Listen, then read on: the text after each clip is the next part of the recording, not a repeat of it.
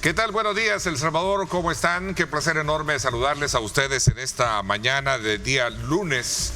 Queremos agradecerle a Dios Todopoderoso por darnos, como siempre, la oportunidad de poder ofertarles a ustedes una cobertura completa desde muy tempranas horas de la mañana con nuestros noticieros y por supuesto también encaminados a hacer los análisis pertinentes del país. Antes, mostrarnos como siempre solidarios con todos los salvadoreños que están siendo afectados precisamente por las lluvias en parte del territorio nacional, en la región centroamericana, nuestros hermanos hondureños que también y nicaragüenses en la parte atlántica que han tenido sin duda alguna un grave afectación acerca del paso de esta tormenta Sara y que ha provocado sin duda alguna, como lo hemos visto ya en las imágenes, en las noticias, inundaciones.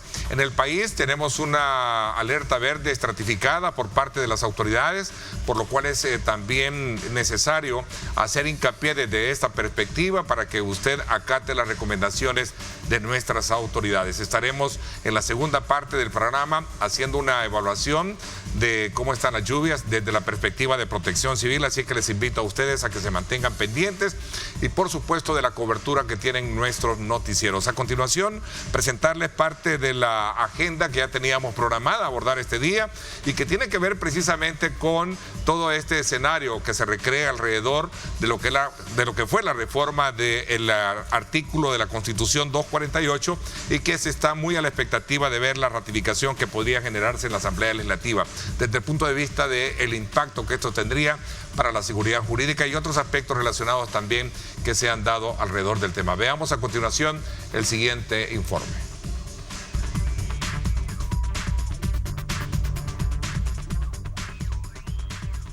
Intervenir para que el Estado salvadoreño no reforme la Constitución fue una de las principales peticiones que realizaron un grupo de abogados y diversas organizaciones sociales ante la Comisión Interamericana de Derechos Humanos. De acuerdo a lo expresado por los expertos legales, la posible ratificación del artículo 248 de la Constitución atenta contra la democracia salvadoreña. Con esta reforma, sería posible llevar a cabo cambios en la Carta Magna en una sola legislatura, siempre que cuenten con el respaldo de 3/4 partes de los diputados. Sin embargo, para que la reforma sea oficial, se requiere que al menos 40 legisladores de la actual Asamblea la aprueben. Otro de los temas relevantes es la próxima elección del fiscal general de la República, donde solamente 2 personas han decidido postularse para dicha elección, entre ellas el actual fiscal Rodolfo Antonio Delgado Montes. Este proceso ha sido observado de cerca por distintos sectores que esperan que el nuevo fiscal continúe con la lucha contra la corrupción y garantice la transparencia. En paralelo, el Tribunal Supremo Electoral ha iniciado una serie de despidos que afectan áreas clave, incluyendo la Jefatura de Transporte, la Subdirección de Capacitación, la Unidad de Género y Auditoría Interna, entre otras.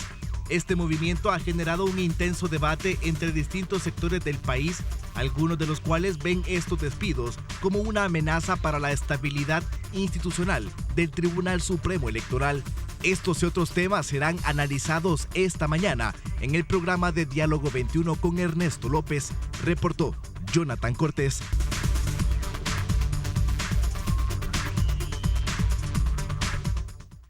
Bien, gracias Jonathan por esa importante información, ese preámbulo que nos pone en perspectiva de lo que vamos a conversar esta mañana precisamente con el abogado constitucionalista, el doctor Enrique Naya. Bienvenido, gracias por acompañarnos, doctor. Muchas gracias, Ernesto, muchas gracias. Buenos días, amigas, amigos.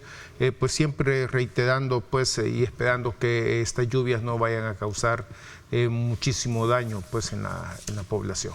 Así es, y en efecto, como lo decía yo al principio, vamos a estar muy a la expectativa de cuál sea el curso de lo que se presente de manera de información por parte de las autoridades, porque se prevé que puedan ser que vayan en descenso ya el impacto que se tenga para las próximas horas. Sin embargo, sabemos que las secuelas a raíz de toda la cantidad de agua es desde luego una situación de mucho riesgo. Así es que Protección Civil habla ya de personas que están siendo, y familias que están siendo albergadas debido a ese desbordamiento de viviendas anegadas durante toda esta emergencia que se ha presentado durante el fin de semana. Por tanto, les invito a que se mantengan muy a la expectativa para la segunda parte del programa. Antes, Como bien lo decíamos, doctora Anaya, sin duda alguna hay mucha expectativa con relación a lo que podría ocurrir en el país con una ratificación de la reforma de este artículo 248 que modifica el procedimiento para, sin duda alguna, para hacer modificaciones a la Carta Magna, por un lado. Por otro lado, también esto se da en el contexto de una audiencia que se generó en la Comisión Interamericana de Derechos Humanos, donde el Estado, entiendo, no se hizo presente, ¿no? Sí.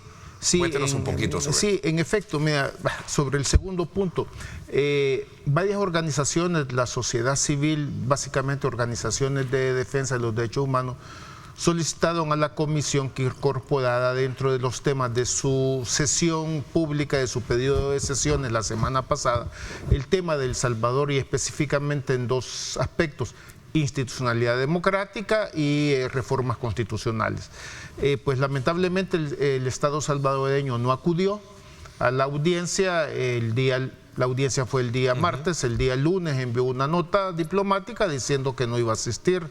Esto es triste porque cuando los gobiernos no acuden a este tipo de audiencias, lo que están haciendo es prácticamente, Ernesto, ¿sí? Como dicen, aislándose, sí, ¿no? del una evasión mundo, una evasión, digamos, concurrente a una audiencia, sí, no, de esta naturaleza mira, es aislarse. En muchos sí, porque como muy bien señalaron tanto los comisionados como el equipo técnico, ¿no? Y fue en la audiencia pública, señalaron que pues lamentaban la ausencia del gobierno salvadoreño, que ya era la cuarta ocasión en la que el gobierno salvadoreño en los últimos, me parece, 3 años no asistía a este tipo de audiencias, ¿no? Y los comisionados lo que quieren es escuchar tanto a la sociedad civil, pues para el gobierno, pues para que dé sus explicaciones, ¿no? Así que pues sin ninguna explicación el gobierno no acudió. Durante esa audiencia pública lo que se planteó a la comisión, Ernesto, los que estuvimos ahí presentes, es pues que El Salvador ya está en una situación de anormalidad jurídica en razón de la inconstitucional reelección. 2, que se advierte que esa reelección, que para decirlo en términos, digamos, jurídicos, ha significado una mutación de la Constitución, ¿no? Porque sin reformarla, en realidad ha cambiado un tema, ¿no? En El Salvador está prohibida la reelección presidencial inmediata, pero a pesar de ello se dio esta reelección, entonces ha existido una mutación ilegítima. Eso se advierte como el primer paso en imponer un nuevo régimen constitucional o fundamental en El Salvador.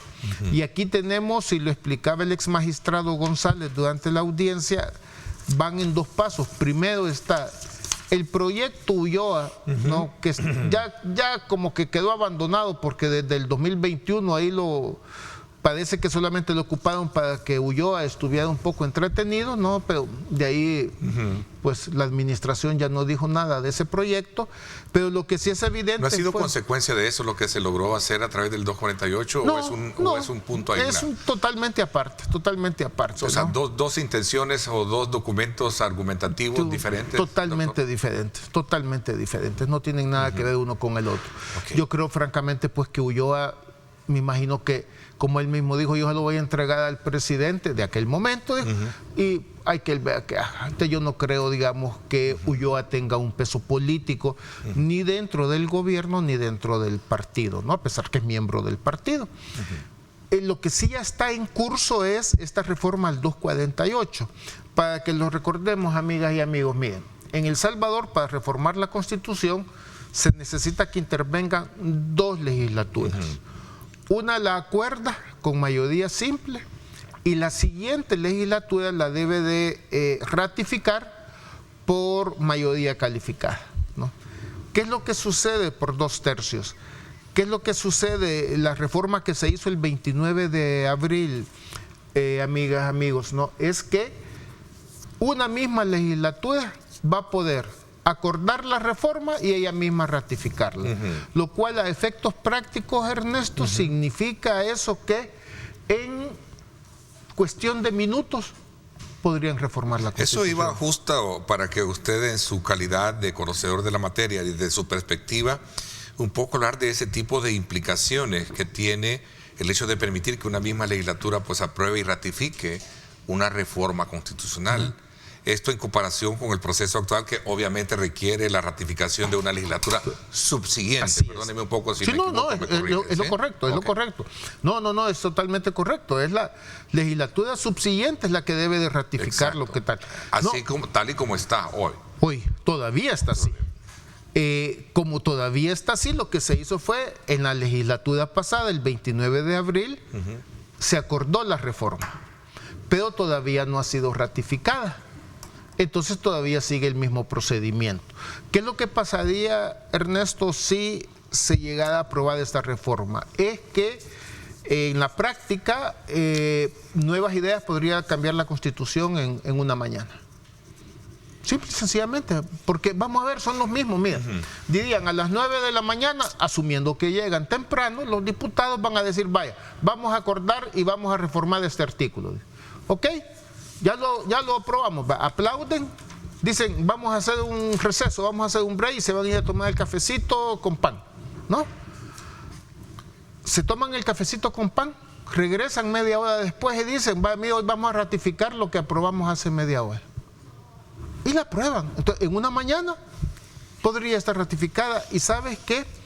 Ruth López de Cristo Sal, durante la audiencia, expuso una perspectiva muy interesante, que la práctica, tanto de la anterior legislatura como esta, es aprobar leyes. Entonces nada impide que y ya te voy a comentar respecto de la reforma constitucional, aprobar leyes con dispensa de trámites. Y dijo que en los últimos 3 años se habían aprobado más de 400 decretos con dispensa de trámite. Y esta reforma que acordaron el 29 de abril fue aprobada en términos de 2 horas. Hay un aspecto aquí bien importante que, aprovechando esa audiencia o ese marco en el cual, o escenario en el que se sitúa ya una discusión o de recurrencia por parte de organizaciones, digamos, cuáles son los principales argumentos que se han presentado o que han presentado las organizaciones ante la Comisión Interamericana de Derechos Humanos para solicitar lo que se desea con este... Sí, mira, se hicieron varias solicitudes, ¿no? En primer lugar, una respecto de la reforma, que la Comisión le pida al Estado salvadoreño que deseche esta reforma que está aprobando, ¿no? La del 248. Y luego se hicieron algunas peticiones vinculadas con la ausencia de funcionamiento de justicia constitucional en el país. Te voy a poner 2 ejemplos. Uno, para que veamos cómo se trata de que esta sala impuesta en realidad no sirve como un instrumento de control del poder, que es lo que debería de ser. Sí. Contra esa reforma que se aprobó el 29 de abril, desde mayo, junio, julio, agosto, septiembre, octubre, noviembre, o sea, hace 6 meses se presentaron varias demandas de inconstitucionalidad. Están engavetadas contra esa reforma. ¿Me entiendes? O sea, entonces tú dices ahí, bueno, mire, en este país significa que no funciona, ¿no? Porque si quien debería de controlar, digamos, los abusos o no del gobierno es una sala de lo constitucional en los temas constitucionales y no lo hace, entonces significa que no está funcionando. Y ponían otros ejemplos. Por ejemplo, por parte del IDUCA se le informó que se habían presentado en los últimos 2 años más de 6.000 habeas corpus y que solamente habían resuelto a favor, creo que 14 o algo así, que los demás eran rechazados. Esto significa pues que en realidad la justicia constitucional en el país no funciona, ¿no? Entonces se le hicieron varias peticiones a la comisión. 1, que la comisión le pida al Estado salvadoreño que deseche la reforma. 2, que le dé prioridad el Estado salvadoreño a todos aquellos casos que tienen que ver con la libertad, es decir, con las personas detenidas ilegalmente, ¿no? Entonces, doctor, voy a hacer una pausa corriendo en el tiempo, pero quiero dejarle planteada un poco asumiendo el papel de aquellos sectores que en algún momento cuestionan este tipo de iniciativa y dicen que hay detrás y en el fondo lo que hay es una motivación más de carácter política, ¿verdad? Que consistente sobre todo para colocar al país en un escenario de actualidad en materia jurídica. ¿Qué opina al respecto? ¿Hay motivaciones políticas consideradas como opositoras al gobierno o realmente existe una verdadera preocupación en cuanto a la afectación que pueda tener, digamos, una reforma, una ratificación de esta naturaleza para la estabilidad democrática. Hablamos de separación de poderes y otros aspectos fundamentales de un Estado de Derecho. Vamos a hablar de esto cuando regresemos. Son las 7:16. Ahí está la pregunta también que nos están haciendo ya llegar nuestros público. Dice: buenos días a tu invitado. En los años pasados se reformaron artículos pétreos vía decisiones judiciales. ¿Dónde estaban ustedes? Bueno, la respondemos cuando regresemos. Perfecto. Vamos a entrar con esa y otras preguntas. 7:17. Gracias por estar con nosotros.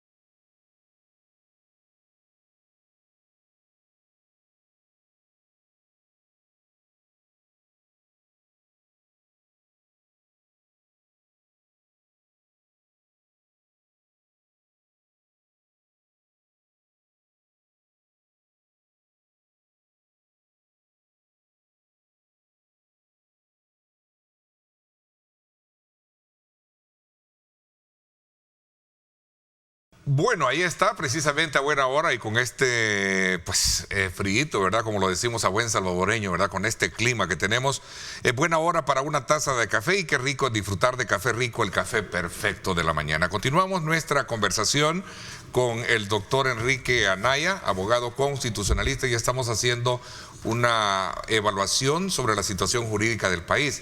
Teníamos una pregunta ahí que me gustaría responder, y también un poco concatenando la que yo planteaba, ¿qué es lo que hay detrás de todo esto? Veamos primero en esta pregunta, ¿dónde estaban ustedes?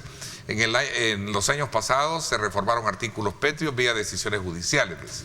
Pregunta.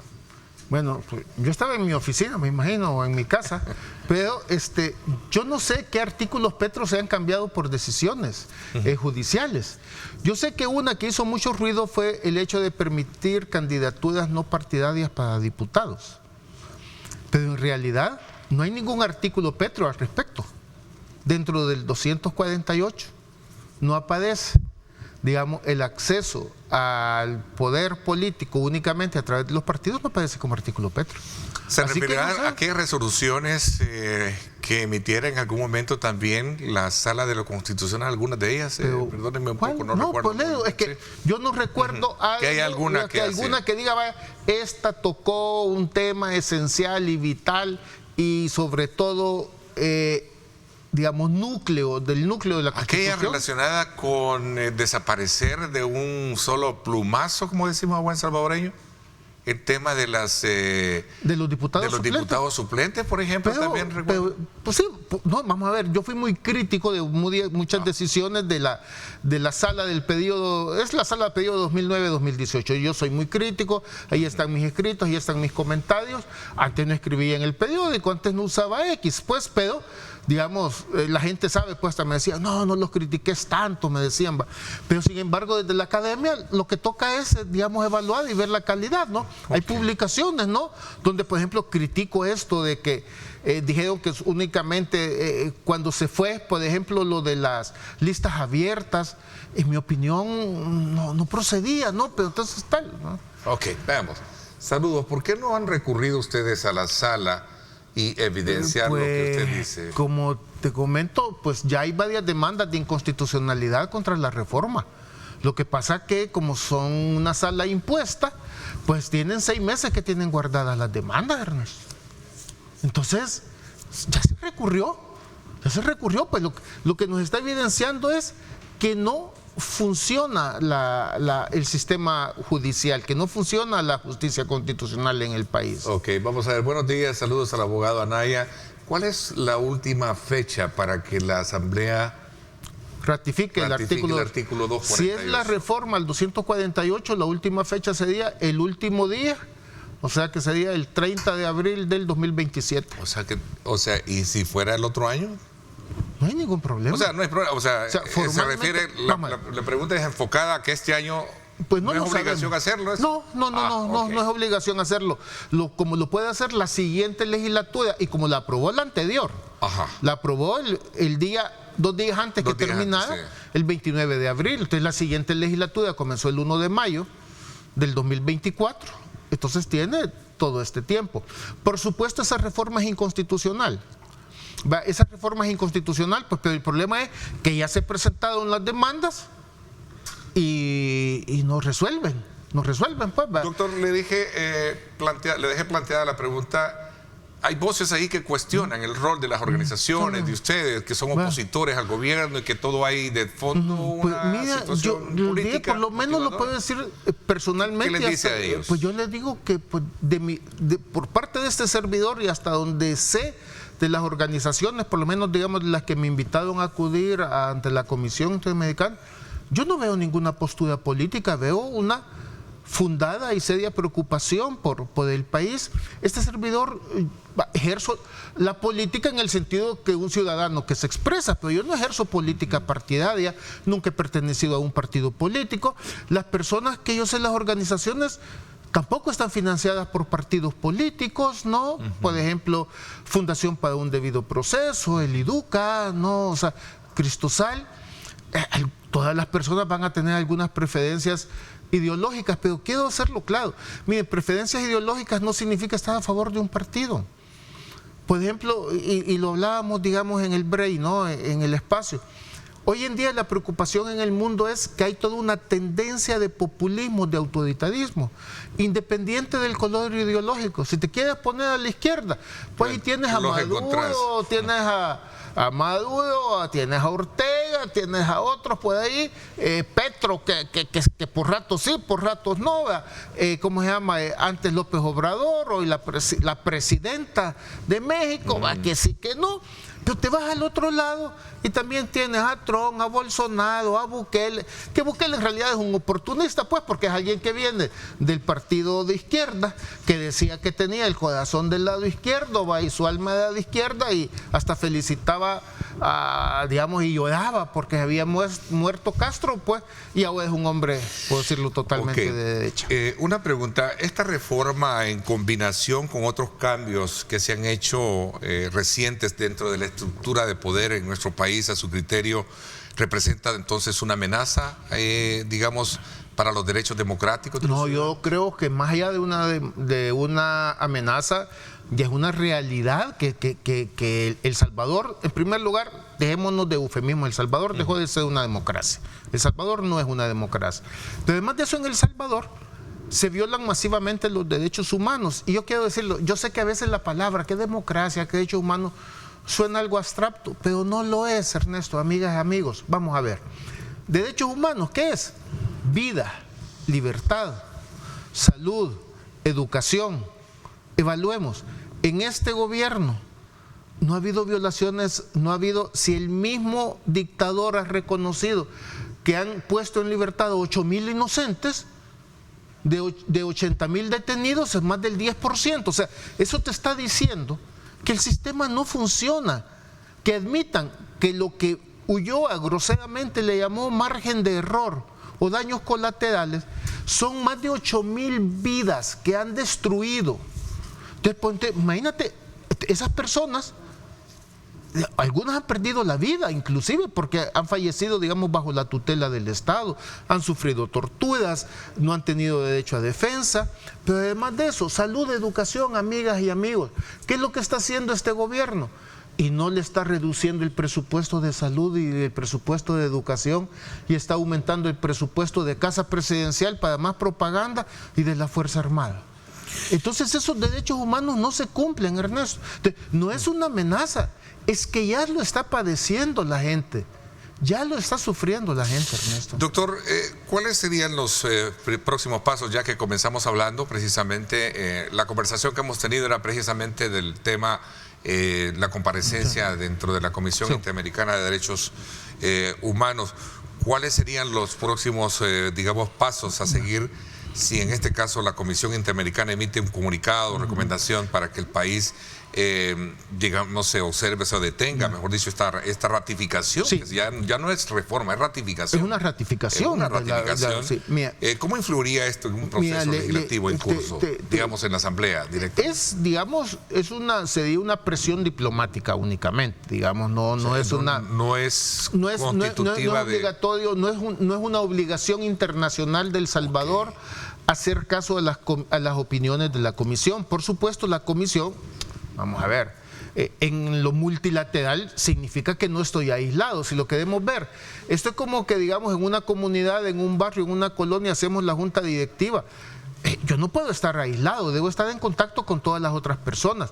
Entonces, ojalá que la Comisión se pronuncie. También se le pidió que El Salvador quede incluido, no otra petición que le hice, que quede incluido, que se llama el apartado 4B, que es que significa que El Salvador quede dentro del listado de los países que violan derechos humanos. Venezuela está incluida ya desde muchos años, Nicaragua también, pero estos países ya perdieron la vergüenza, ¿no? En un momento dado estuvo Guatemala por el tema de la persecución contra fiscales y jueces que lucharon contra la corrupción, y queremos pues que El Salvador quede ahí incluido, pues por lo menos para que sirva de una presión, Ernesto, y ojalá que la Comisión se pronuncie sobre este tema. ¿Sabes que uno de los comisionados, un comisionado, creo que es de Barbados, decía: pero ¿cómo van a cambiar la Constitución tan rápido? Si en mi país, decía, para cambiar la Constitución, ese es un debate, dice, que lleva años. Dijimos, sí, pero en El Salvador ya ve que la acordaron en 2 horas, ¿verdad? Costa Rica tiene una modalidad también creo vamos que son a ver la cuántas, última. Son varias lecturas para hacer las reformas, pero son 2 legislaturas también. Okay. Sí, ¿no? Y es una cultura, digamos, de no cambiar. Mira, si queremos ponernos en países democráticos, mira, Suiza hizo la última reforma a su constitución hace unos 15 años. Se tardaron 6 años discutiéndola. 6 años. Pues digo, sí que, como aquí decimos, que vamos a hacer Suiza, que vamos a hacer Singapur. Sí, no, con usted yo recuerdo que conversé este tema y en honor al tiempo, y usted me decía, es que no es malo hablar en cambiar o actualizar. No sé si me equivoco, palabras más o palabras menos, doctor. Claro, usted me decía que no. Sí, no es malo, pero claro, hagámoslo con un debate, con una participación de todos, no porque vengan unos diputados que ni siquiera saben por qué votan. No, en El Salvador, a los señores que les dicen pollabutones no es un insulto, es una descripción de un hecho, porque no saben de qué votan. Entonces no se pueden hacer así las reformas, no se pueden hacer así. Me quedo con el sabor a seguir conversando más sobre temas que nos quedaron pendientes. Vienen elecciones de funcionarios, ¿verdad?, de cargos de segundo grado, ¿no? Me hubiese gustado abordarlo también, y otros temas como el rol del Tribunal Supremo Electoral y esos temas de los despidos y otras cosas que se están generando, ¿no? Pero creo que será más adelante que vamos a ver en curso cómo sigue la situación para tenerlo acá. Le agradezco muchísimo. Encantado, Ernesto, por aceptar la invitación. Amigas, amigos, un gusto, feliz inicio de semana. Ojalá que superemos pronto esta emergencia por lluvias. Así será. Gracias, le agradezco muchísimo. Vámonos a la pausa. Cuando regresemos, una actualización de toda esa acción de emergencia que están haciendo a través de Protección Civil, un balance de actividades y sobre todo también para que usted pueda informarse mejor y orientarse de cómo las autoridades están atendiendo esta emergencia. 7:32. Regresamos, no nos cambien.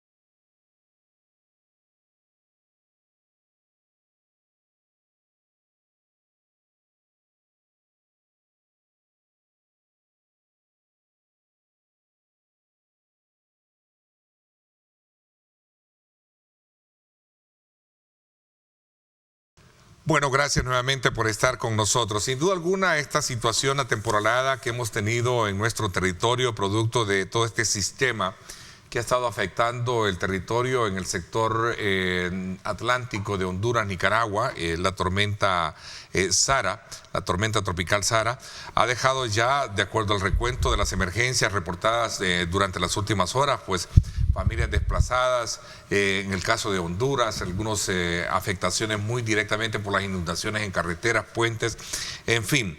Al grado que en nuestro país hay un tuit que el presidente de la República pues dijo y reconoció, gracias a Dios pues no hay mayor incidencia, decía, de la tormenta tropical Sara. Pues esta ha tenido un impacto mínimo en nuestro territorio. Sin embargo, decía el presidente, algunos pequeños agricultores han perdido sus cosechas y los trabajadores de estas también enfrentarán la pérdida de jornadas laborales. Él ordenó, el presidente, según su cuenta en X, he ordenado la entrega de bonos de $300 a aproximadamente 1,000 familias de agricultoras, junto con la distribución de 50,000, decía, paquetes de alimentos para las familias afectadas en esa zona. Dios bendiga a nuestro territorio. Parte de lo que decía el presidente. Para hablar de este tema nos acompaña y actualizarnos con esta información el director de Protección Civil, Luis Alonso Maya. Gracias por acompañarnos. Bienvenido. Al contrario, gracias a ustedes, don Ernesto, por la invitación. Siempre es para nosotros una muy buena oportunidad estos programas, porque no solamente nos permiten actualizarle pues a la población, sino reiterar en recomendaciones que desde nuestro punto de vista es necesario, dada la situación que ahora tenemos, ¿verdad? Ok, vamos a entrar así para tener claro, después de tener esta constante y permanente lluvia, sí, ¿cómo está el país? Ahora mismo tenemos dos escenarios a los que les estamos prestando mucha atención. De hecho, hay altas probabilidades que subamos, que después de la reunión clínica que ahora tengamos, probablemente hay algún cambio en la alerta estratificada. Los dos escenarios puntuales en los que nos estamos enfocando son la zona costera.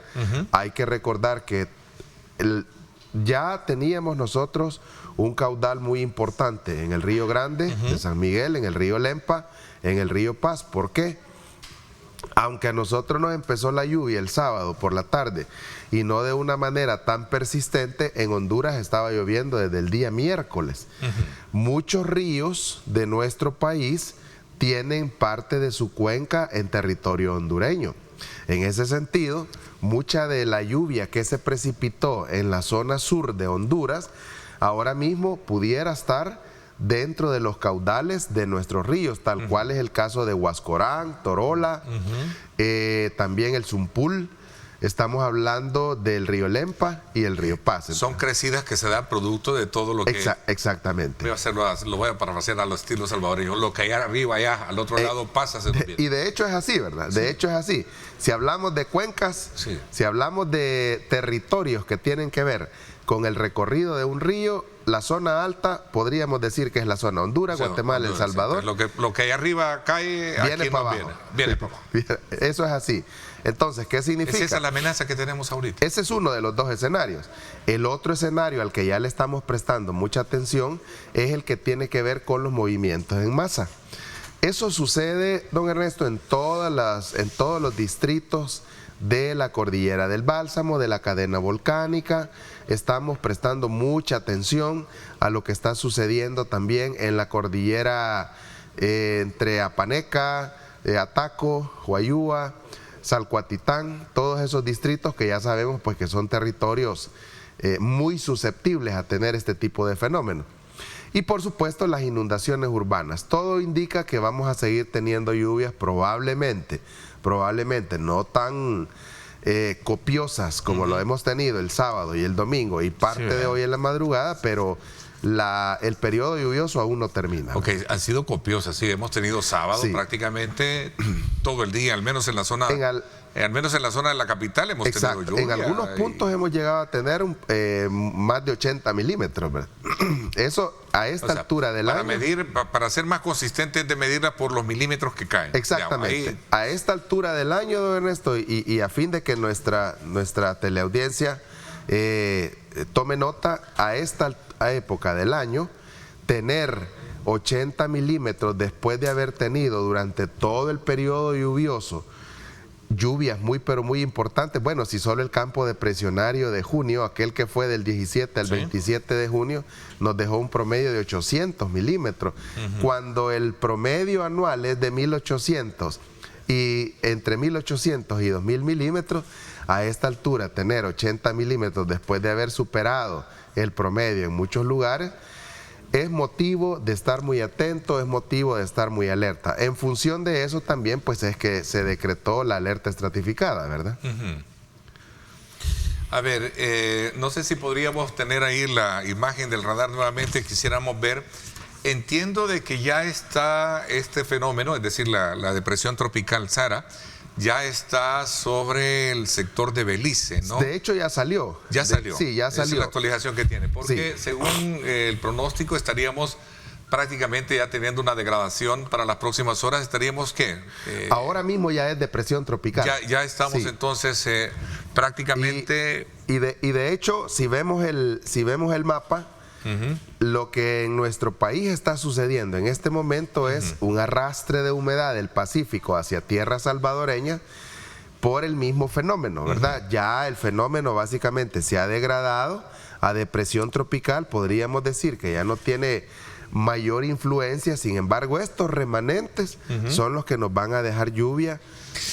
Son los que nos van a dejar lluvia durante... Dicen los expertos en situaciones de riesgo que es lo más peligroso. Exactamente. Es decir, por el tipo de permeabilidad en la que está entrando, ¿no? Exactamente. ¿Y por qué también es mucho más peligroso? Porque, mire, a veces a nosotros como que nos da mucho temor hablar de huracanes o pensar que nos va a impactar un huracán o una tormenta tropical.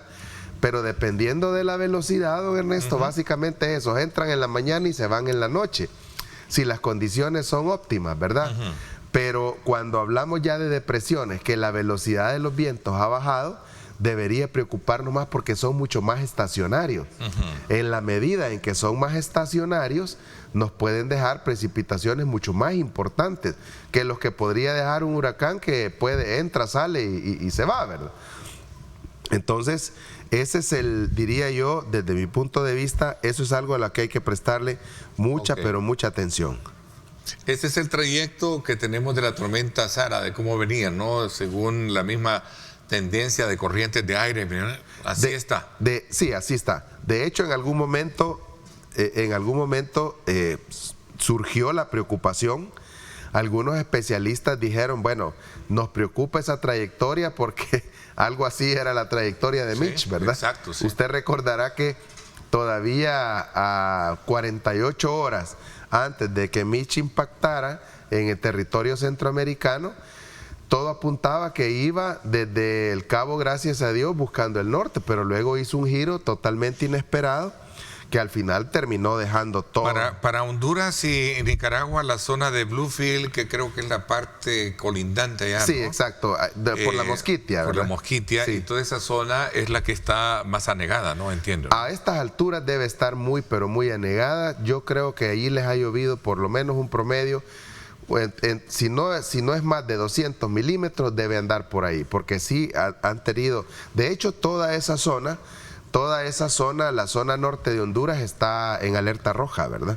Ayer justo estábamos platicando con el homólogo de Honduras sí. El fin de semana, en una cuenta, el ministro de Trabajo, oriundo de la zona sur de Usulután, sí, él posteaba en su cuenta en X que gran parte de la zona del sector del Puerto Parada estaba siendo seriamente golpeada, ¿no? Nuevamente. Creo que estas son imágenes que están ahí. Efectivamente. ¿Verdad? Esa, don Ernesto, es una zona que por siempre ha sido inundable.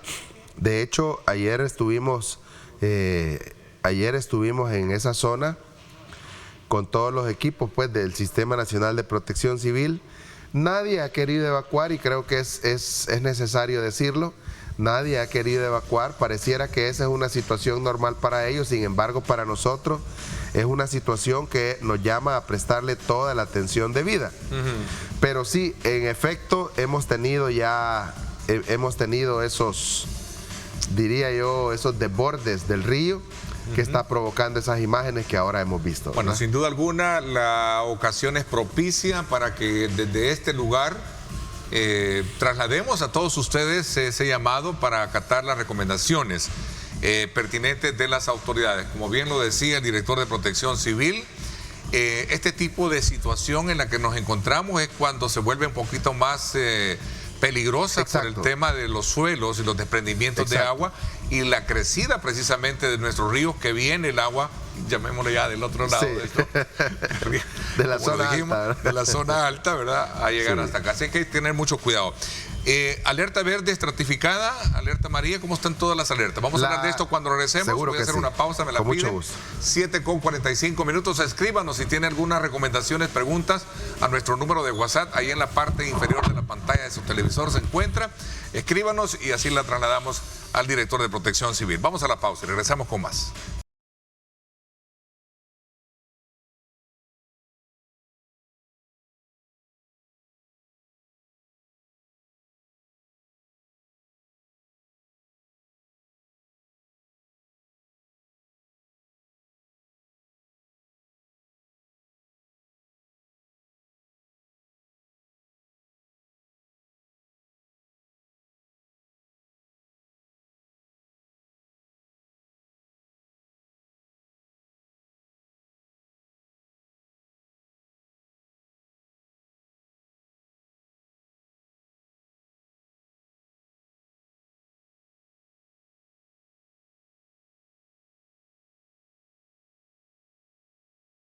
Bueno, gracias nuevamente por estar con nosotros. ¿El sistema de alerta cómo está? ¿Está estratificado? Sí, ahora mismo tenemos... territorio, ¿no? Exactamente, ahora mismo tenemos toda la zona costera en alerta amarilla, todos los distritos de la zona costera en alerta amarilla.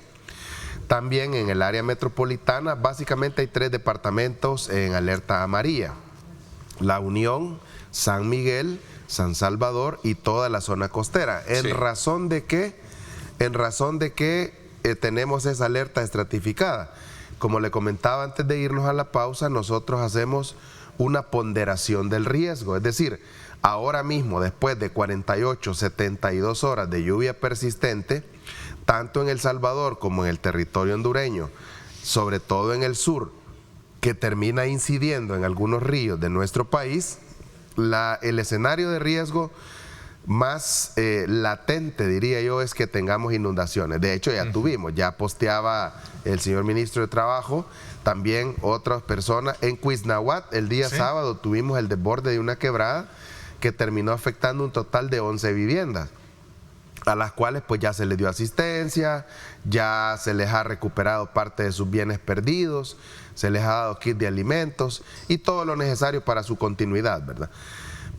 También tenemos 2 albergues activos, uno en La Unión y otro en San Miguel, que justamente esas personas decidieron albergarse a partir de que el nivel del agua estaba creciendo lentamente, ¿verdad? Pero igual pues termina siendo una inundación en la zona donde ellos vivían. Así es que el resto del país está en alerta verde. Como todos los días, este día estaremos acompañando o como invitados en la reunión clínica que sostiene la Dirección de Observatorio de Amenazas, que pues no es nuestra fuente principal de información científica, ¿verdad? Y a partir de ahí pues determinar si continúa el país así o si hay algún cambio en la alerta. Muchos padres de familia estarán preguntándose sobre las clases, ¿no? Sí. ¿Se ha hecho un análisis comparativo de esta situación? Sí, hay que denotar 3 cosas. Hay que denotar 3 cosas, don Ernesto. Número 1, que el sector público educativo, que es, diría yo, es el más grande, es el más concurrido en cuanto a población se refiere, ya terminaron su programa regular de educación. Es decir, ahora mismo ya no hay alumnos en las escuelas e institutos, perdón, en centros escolares e institutos nacionales. Sí hay algunos colegios, sobre todo los que trabajan o los que desarrollan su programa educativo en la modalidad de agosto a mayo del siguiente año. Sí, ellos, entonces, para ellos estamos considerando, como le digo, este día habrá que hacer un nuevo análisis, y también por el tema de los movimientos de ladera, de repente suspender también las clases universitarias por aquellos jóvenes pues que les toca viajar o venir desde lugares o territorios donde podríamos tener la probabilidad de que ocurran deslizamientos, ¿verdad? O derrumbes o deslaves. Entonces, hay altas probabilidades que eso suceda hoy, como le decía, a las 11:30 tendremos conferencia y pues habrá indudablemente una actualización de la situación, ¿verdad? A ver, ¿qué tipo de asistencia se les está proporcionando? Pregunta acá a Protección Civil. Bueno, a la asistencia a las familias afectadas, dice, ¿y a dónde están resguardadas? Dice, ¿hay ya albergados? Hay dos albergues, sí. ¿Cuál es el...? Hay dos albergues, uno está en La Unión y otro aquí en La Libertad. La asistencia que se les provee, y básicamente lo hemos convertido en algo sui generis, don Ernesto, desde que pues se nos ha dado la oportunidad de dirigir y obviamente dirigir el sistema nacional y por supuesto trabajar de la mano con la población y las instituciones del sistema. La asistencia, en primer lugar, se evacúan, se les provee alimentación servida, se les provee alimentación, se les provee abrigo. Se suman las instituciones que tienen que ver con la función de albergue. Estoy hablando del despacho de la primera dama, estoy hablando del Ministerio de Salud, policía, es decir, todos los que tenemos la responsabilidad de velar porque las personas que están albergadas no solamente estén seguras, sino que tengan todo lo necesario para una subsistencia digna. Durante su estadía se les da un kit de higiene personal. Cuando ellos ya deciden retirarse porque el agua pues paró, etcétera, a todos, absolutamente a todos, se les brinda un kit de alimento, pensando en la continuidad de la vida de ellos y sobre todo considerando que algunos puede ser que perdieron lo que tenían, ¿verdad? En ese sentido, pues todos, absolutamente todos se van del albergue con un nuevo kit de higiene y un kit de alimentación. Si es que perdieron, por ejemplo, su ropa y todo eso, se les brinda un kit de abrigo y hay también un kit que se llama kit de sueño. ¿Qué es el kit de sueño?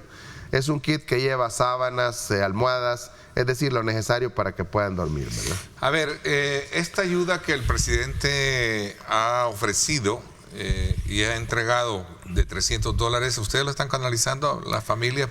¿Y cuál es el estudio o el impacto que esto ha tenido excelente pregunta. En la agricultura?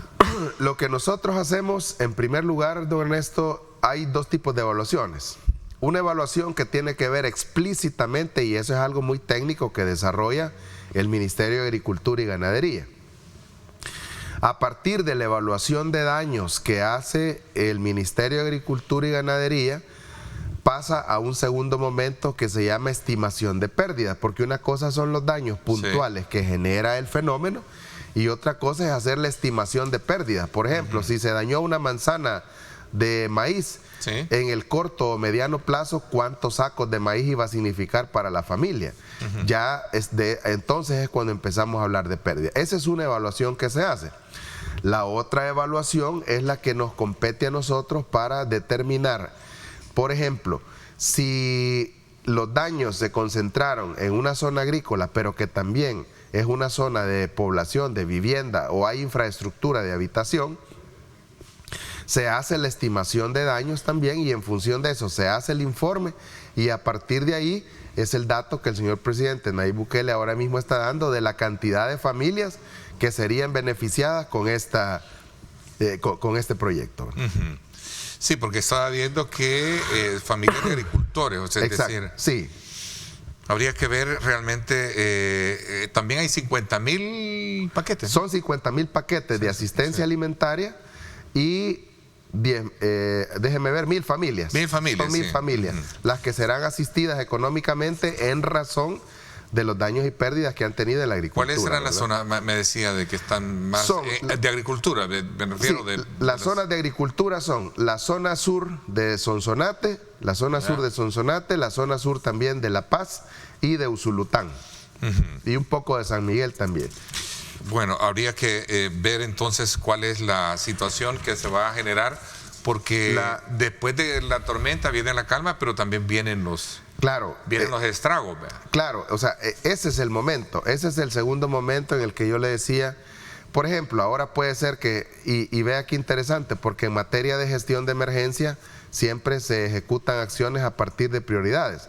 Siempre y por siempre la prioridad número uno durante el evento está impactando, siempre será búsqueda, evacuación y rescate de personas, habilitación de albergues, provisión de alimentos, provisión de agua segura, provisión de abrigos, si es que no lograron sacar abrigos, su ropa, etcétera. No tenemos víctimas, ¿verdad? No.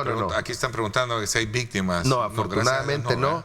Ayer se malinterpretó el fallecimiento de 2 jóvenes en Playa Dorada. Se presumía que habían sido arrastrados por un río cercano, pero no, en absoluto.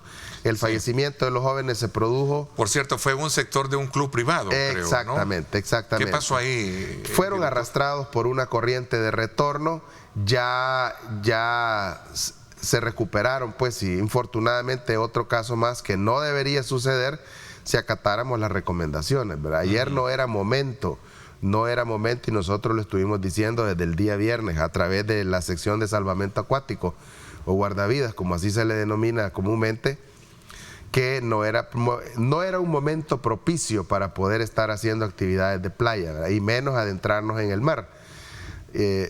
Pero como le decía, no tiene ninguna relación con el evento hidrometeorológico que se ha estado desarrollando. Bueno, viviendas se tiene, me decía. Sí, hemos tenido una contabilidad 11 viviendas anegadas. Hemos tenido 11 viviendas anegadas, 2 con daños muy importantes, que son las de Cuisnahuat, ¿verdad? Son las familias de Cuisnahuat.